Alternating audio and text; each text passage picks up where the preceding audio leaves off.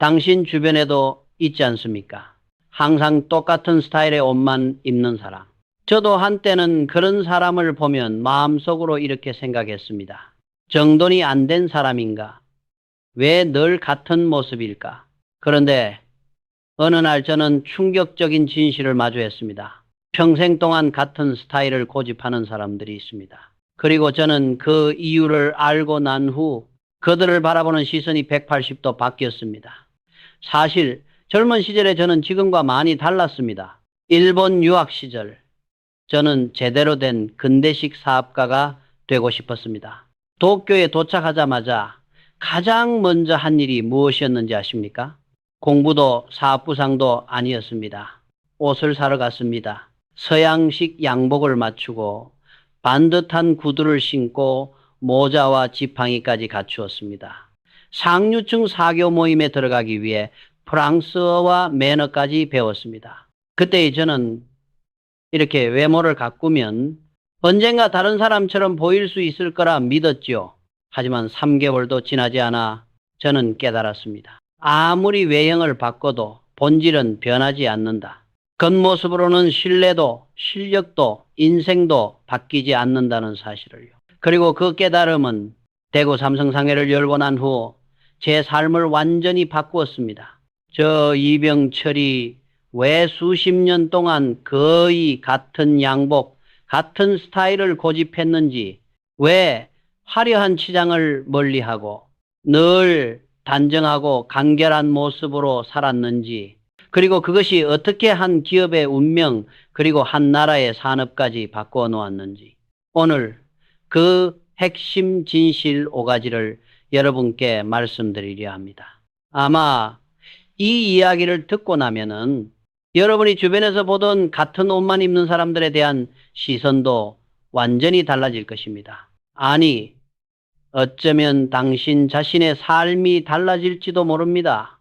시작하기 전에 부탁 한 가지만 드리겠습니다. 이 영상이 마음에 들면은 좋아요와 구독을 눌러 주십시오. 저 이병철의 삶에서 배운 삶의 원칙과 실제 경험을 앞으로도 꾸준히 전달해 드리겠습니다. 제 이야기를 첫 번째 이유로 이어가 보겠습니다. 바로 결정 피로를 줄여 중요한 일에 집중하기 위해 이 한 가지 원칙 때문입니다. 저는 평생 동안 복잡한 것을 단순하게 만드는 힘이 사업가에게 있어 가장 큰 무기라고 믿어왔습니다. 그 믿음은 대구에서 삼성상해를 막 열었던 20살 후반 시절부터 시작됐습니다. 그때 제 하루는 그야말로 숨을 쉴 틈이 없었습니다. 새벽에 시장의 불이 완전히 꺼지기 전에 일어나 어젯밤 거래한 곡물 어패류 장부를 다시 확인하고 아침에는 거래처를 찾아가 신용과 가격을 직접 점검했습니다. 오후에는 은행과 관청을 오가며 자금과 허가 문제를 해결해야 했고 밤이면 받은 편지를 한 통도 빠짐없이 손으로 답장했습니다. 사업의 규모가 작았던 초기일수록 저는 모든 것을 직접 해야 했습니다. 외모를 다듬을 여유는커녕 오늘은 어떤 차림으로 나갈까라는 생각조차 저에게는 사치였습니다. 그 시절 저는 깨달았습니다. 사람이 하루 동안 내릴 수 있는 결정의 양은 정해져 있다는 사실을 아침에 옷을 고르는데 마음을 쓰면 정작 중요한 순간에 쓰여야 할 판단력이 조금씩 달아 없어집니다. 그래서 저는 제 삶에서 가장 먼저 정리한 것이 옷이었습니다. 다른 사람 눈에는 단조로워 보였을지 모르지만 저는 비슷한 색감과 같은 형태의 양복을 몇 벌 준비해두고 매일 그 범위 안에서만 입었습니다. 셔츠는 흰색과 연한 파란색 두 종류면 충분했습니다. 직원들이 조심스럽게 말하던 적도 있습니다. 회장님, 요즘 너무 같은 차림 아닙니까? 그럴 때마다 저는 웃으며 이렇게 답했습니다. 내가 고민할 가치는 옷 색상이 아니라 오늘 회사를 어디까지 움직일 수 있는가다.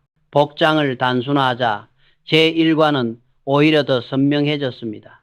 머리는 맑아지고 업무의 우선순위가 분명해졌고 하루가 훨씬 길게 느껴졌습니다. 출근과 동시에 이미 해야 할 일의 절반은 정리되어 있을 정도였습니다. 저에게 옷은 멋지 아니었습니다. 제 정신을 정돈시키는 일종의 사업가 유니폼이었습니다. 복장이 단순하면 마음이 흐트러지지 않고 혼란스러운 시기일수록 중심을 잡아줍니다. 작은 선택을 줄이면 큰 결정을 제대로 내릴 수 있습니다. 이 단순한 습관 하나가 결국 삼성이 위기를 헤쳐나가고 새로운 산업에 도전할 수 있는 판단력의 기반이 되었습니다. 이제 두 번째 이유로 넘어가 보겠습니다. 바로 이유 2. 자신의 신념과 가치관을 옷으로 드러내기 위해입니다. 이 부분은 제가 평생 사업을 하면서 가장 분명하게 드러낸 철학이기도 합니다. 젊은 시절 일본 유학을 마치고 조국으로 돌아왔을 때 우리나라는 여전히 산업 기반이 약했고 값싼 외국 제품들이 시장을 장악하고 있었습니다. 특히 직물과 의류 분야는 일본산, 영국산, 중국산이 대부분이었죠.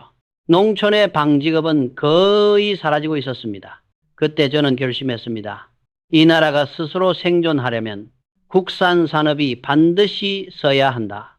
그래서 제1모직을 설립할 때 저는 누구보다 앞장서서 국산 직물을 제 몸에 걸쳤습니다. 수입 원단이 훨씬 부드럽고 비싸 보이고 체면이 설지라도 제가 입는 옷은 늘 한국에서 만든 원단이었습니다. 실제로 어느 날 한 해외 투자자가 저에게 조용히 물었습니다. 한국 경제를 논하는 당신이 왜 수입 최고급 원단을 입지 않습니까?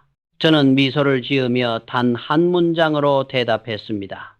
저는 말이 아니라 옷으로 우리 산업의 미래를 보여주고 싶습니다. 저에게 같은 옷을 입는다는 것은 단순한 절약이 아니었습니다. 그건 아주 조용한 선언이었습니다.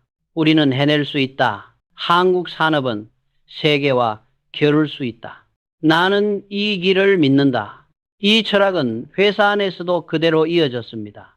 중요한 회의나 협상 자리에서도 저는 화려한 장식이 없는 단정한 양복만을 고집했습니다. 왜냐하면 제 몸에 걸친 옷 한 벌조차 저의 태도, 책임감, 그리고 회사의 방향을 말해주기 때문이었습니다. 저는 임직원들에게 자주 이렇게 말했습니다. 사장의 옷은 꾸미기 위한 것이 아니다. 회사가 어디를 향하고 있는지를 보여주는 깃발이다. 직원들 중 누군가 새로 장만한 값비싼 수트로 과시하려 할 때면 저는 조용히 이렇게 조언하곤 했습니다. 우리는 외모로 신뢰를 얻는 직업이 아니다. 우리는 무게로 신뢰를 얻는다. 그 무게는 옷이 아니라 우리가 만든 제품에서 나온다. 당시 한국 산업은 세계 기준에 한참 못 미쳤고 많은 이들은 한국 제품은 싸구려라고 단정했습니다. 하지만 저는 믿었습니다. 한국 사람이 만든 원단을 제가 먼저 입으면 그 옷을 입을 때마다 직원들은 이렇게 느낄 것이라고 회장님이 우리 옷을 입으시네. 우리 기술을 믿으시는구나. 그 신념 하나가 수출 1호인 합성섬유, 모직, 직물 혁신으로 이어졌고 나아가 전자반도체로 이어지는 시대적 모멘텀이 되었습니다. 저는 옷을 통해 말했습니다. 말로는 수천 번 강조할 수 없던 그 메시지. 국산으로도 세계를 바꿀 수 있다는 신념을. 이제 세 번째 이유로 넘어가 보겠습니다. 바로 이유 3. 위기 속에서도 마음을 지키는 루틴이 필요했기 때문에입니다. 저는 평생 사업을 하며 수많은 위기와 마주했습니다. 한국전쟁, 외환 부족, 두 차례의 석유 파동, 정권 교체, 그리고 산업전환의 거대한 격변까지 기업의 운명이 하루아침에 달라질 수 있는 상황이 반복됐습니다. 그런 시기일수록 저는 하루 루틴을 절대로 무너뜨리지 않았습니다. 전쟁 직후 혼란 속에서도 저는 늘 같은 시간에 일어났습니다. 아침이면 조용한 방에서 메모를 남기고 정해진 시간에 동일한 양복을 입고 직접 공장을 돌아보는 일을 하루도 거르지 않았습니다. 직원들은 종종 말했습니다. 회장님은 세상이 요동쳐도 늘 똑같은 모습을 하고 계십니다. 저는 그 말을 들을 때마다 마음속 깊은 곳에서 묘한 안정감을 느꼈습니다.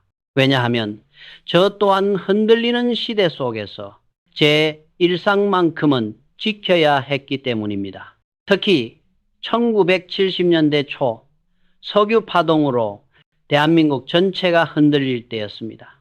기업들마다 공장을 세우고 은행들은 자금줄을 조이기 시작했습니다. 어떤 날은 하루에도 수십 통의 악재 보고가 올라왔습니다. 그럴 때 저는 일부러 늘 하던 방식 그대로 하루를 시작했습니다. 전날 저녁 정리해둔 수첩을 펼치고 같은 색의 양복을 입고 조용히 커피 한 잔을 마신 뒤 그날의 공장과 회의를 차례대로 점검했습니다.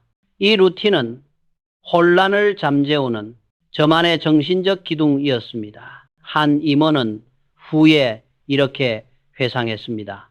회장님이 공장으로 들어오는 모습을 보면 그날 무슨 일이 있어도 버틸 수 있을 것 같았습니다. 늘 같은 모습, 같은 걸음, 같은 표정이었으니까요.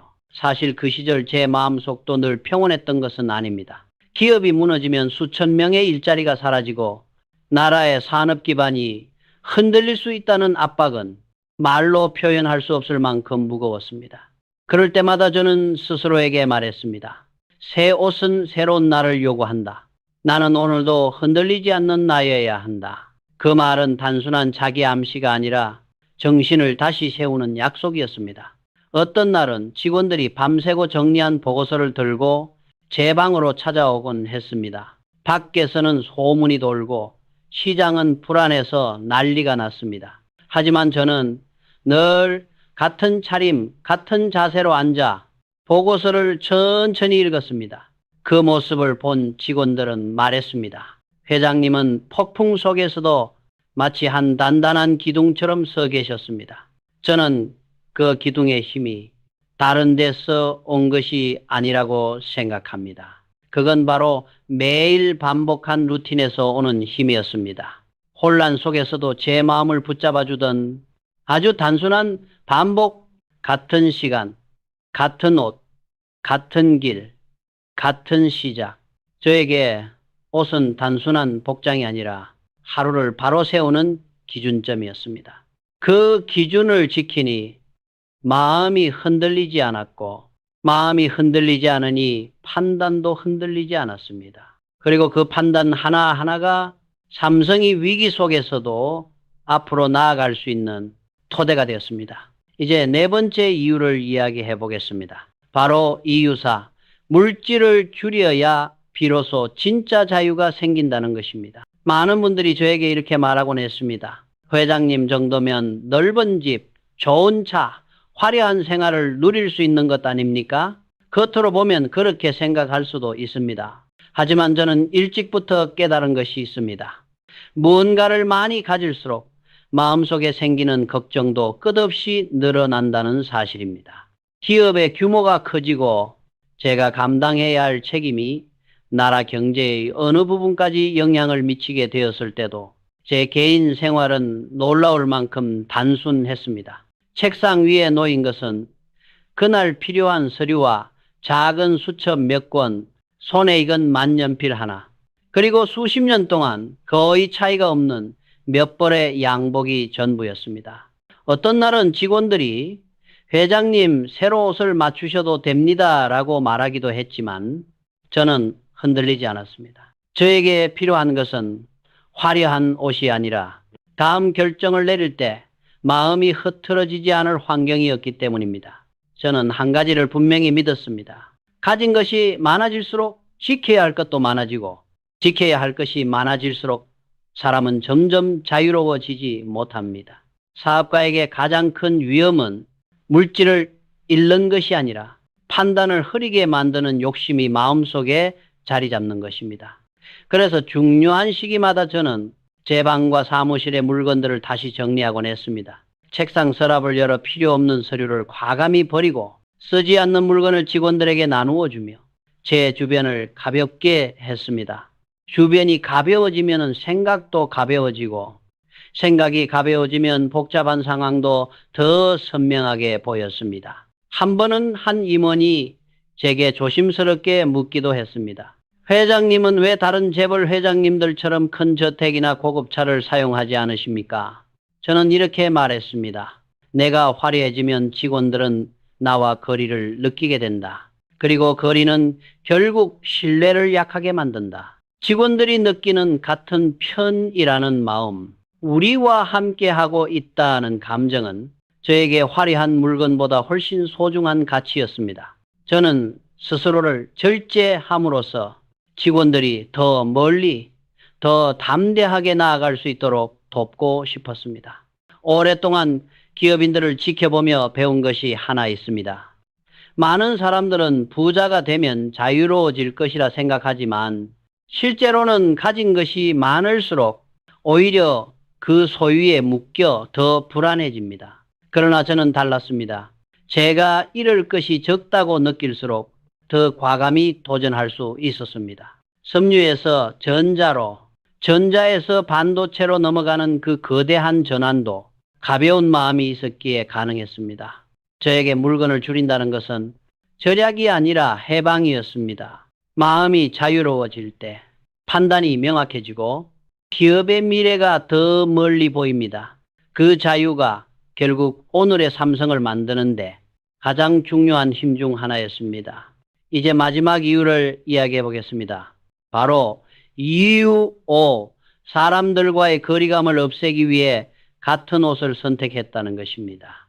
사업을 하며 제가 가장 중요하게 여긴 것은 사람의 마음이었습니다. 특히 공장에서 일하는 직원들, 새벽부터 저녁까지 기계 소음 속에서 하루를 보내는 이들의 마음을 이해하려면 무엇보다도 그들과의 거리를 줄여야 했습니다. 1960년대 제일모직과 제일제당, 그리고 이후 삼성전자 공장을 세우던 시절, 저는 자주 현장을 직접 찾았습니다. 저는 늘 같은 스타일의 양복을 입었고 가끔은 그 위에 작업복 상의를 걸치고 공장 바닥을 직접 걸었습니다. 기름 냄새와 방적기의 뜨거운 열기, 땀으로 젖은 작업복, 그 속에 들어서야 직원들이 품고 있는 고민과 열정을 제대로 읽을 수 있었습니다. 한 번은 이런 일이 있었습니다. 어느 공장에서 안전 문제가 발생해 직원들의 불만이 커지고 있었을 때였습니다. 임원들은 불안해하며 회장님, 지금 현장에 가시는 것은 위험합니다. 라고 말렸습니다. 하지만 저는 망설이지 않았습니다.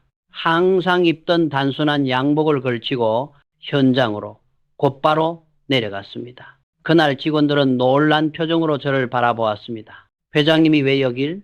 저는 그들의 눈높이에 맞춰 서서 조용히 말했습니다. 당신들이 매일 서 있는 이 자리, 나도 서 있어야 한다. 그 순간 긴장했던 분위기가 서서히 풀리기 시작했습니다.